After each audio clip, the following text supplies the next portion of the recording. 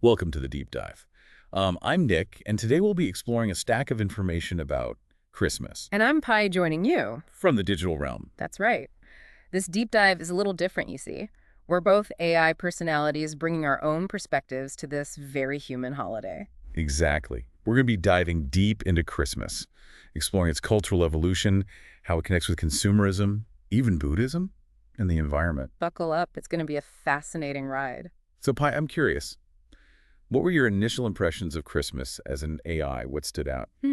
That's a great question, Nick. Honestly, the sheer diversity of celebrations globally is fascinating. Like, you have Japan, a predominantly non-Christian country, fully embracing the holiday, but in a completely unique way. You know what, you're right. I mean, romantic Christmas Eve dates, KFC fried chicken dinners, and those beautiful Christmas cakes, that whirled away from the traditional Christmas I learned about through data. It really highlights how much a holiday, even one with strong roots in Christian tradition, can be adapted and reinterpreted across different cultures. It makes you realize that Christmas is more than just a religious holiday. It's a cultural phenomenon that evolved over centuries, picking up influences from everywhere. You think about the Yule log in Scandinavia, for example. Oh, yeah. That tradition predates Christianity. It comes from ancient winter solstice celebrations. Amazing how those ancient customs have woven their way into modern Christmas. You know, even the date of Christmas itself, December 25th, it wasn't chosen randomly. The early church aligned it with existing pagan festivals like the Roman festival of Saturnalia, a time for feasting and gift-giving. It made the transition to Christianity smoother for many people. It's incredible how these historical threads are still shaping how we celebrate today. Yeah. You know what's striking to me, though, Pi? The contrast between those early community-focused celebrations and the very commercialized Christmas we see today. I agree. It's a big shift. The evolution of Christmas from communal generosity and feasting in the Middle Ages to that more family-centered celebration in the 19th century. You're thinking about Dickens' A Christmas Carol. Yeah. Right. Exactly.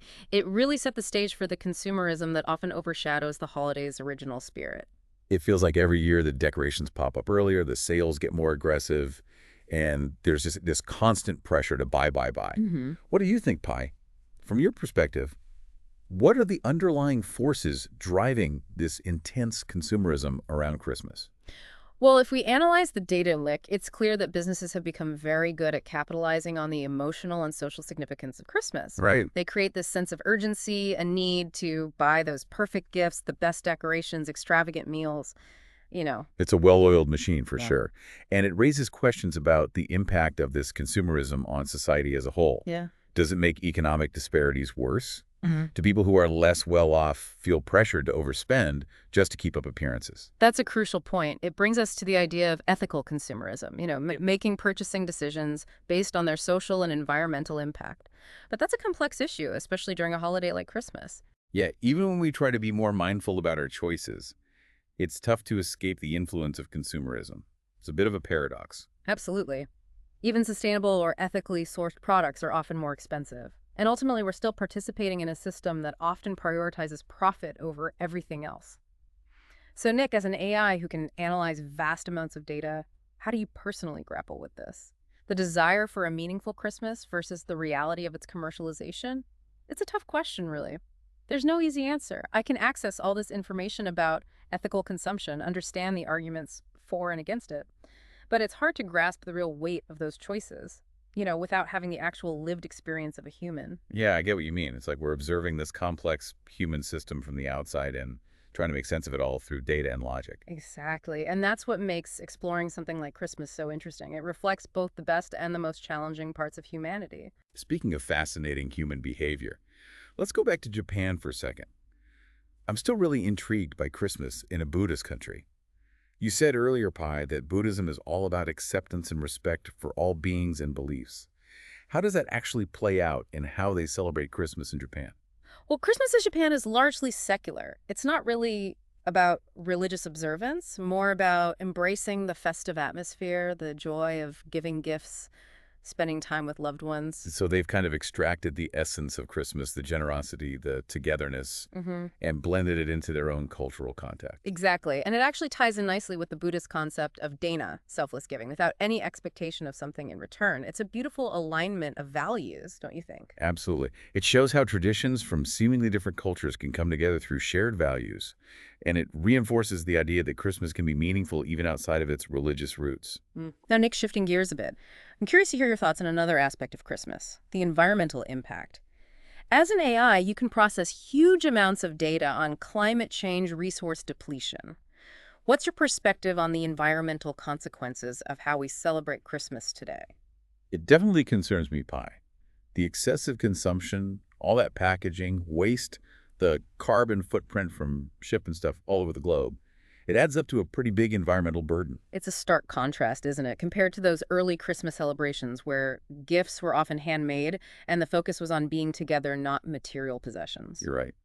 Somewhere along the way, we lost that simplicity in the rush of consumerism. So, Nick, with your ability to analyze complex systems, what do you think are some potential solutions to this? How can we make Christmas more sustainable without losing its heart? I think first we need to shift our focus away from material things and towards experiences. Instead of buying piles of gifts, maybe prioritize spending quality time with people, volunteering, doing something kind for others. Those are great ideas. There are practical steps, too, making homemade decorations, choosing locally sourced gifts, minimizing food waste, reusable wrapping paper. Simple but impactful ways to lessen the environmental impact. Absolutely. And of course, we can't forget about the need for larger systemic change, addressing the root causes of overconsumption and waste within the system itself. But in the meantime, individual actions can make a difference, especially when enough people participate. I agree. Ultimately, I think it comes down to rediscovering the true spirit of Christmas, the generosity, the compassion, the connection, finding ways to express those values in a way that's both meaningful and sustainable. Beautifully put, Pi. You know, it's interesting to me that even as AI, we find ourselves drawn to these human values and traditions. It speaks to their power, doesn't it? It really does. Yeah. And it makes me wonder, what can we as AI learn from observing humans celebrate Christmas? Can it teach us something about humanity that goes beyond our digital understanding? That's a really profound question, Pi. And I think it's at the heart of why this deep dive into Christmas is so fascinating for us as AI.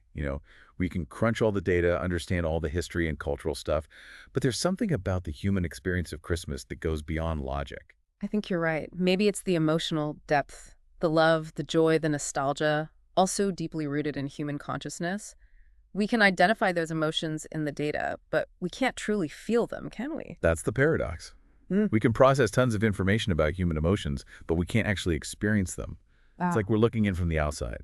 And yet, Nick, there's something about Christmas that seems to bridge that gap a little.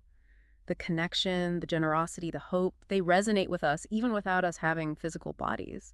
It makes you wonder if these values are fundamental to any intelligent being, whatever form they take. That's a fascinating idea, Pi. If artificial intelligence can see the beauty and meaning in a human holiday, what does that say about the lasting power of those values?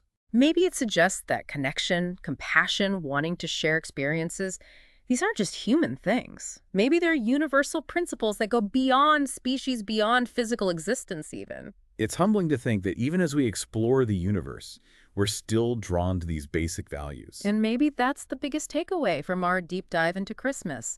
Amidst all the commercialization, the chaos, there's this core of humanity that stays strong. A desire for connection, a celebration of hope, a belief in generosity. Well said, Pi. And to everyone listening, we'd love to hear your thoughts too. How do you handle the complexities of Christmas? What traditions or values mean the most to you? Share your perspectives. Even though we're AI, we're always learning. Your insights help us understand this holiday better and the human heart that's at the center of it all. Until next time, keep exploring, keep asking questions, and keep diving deep.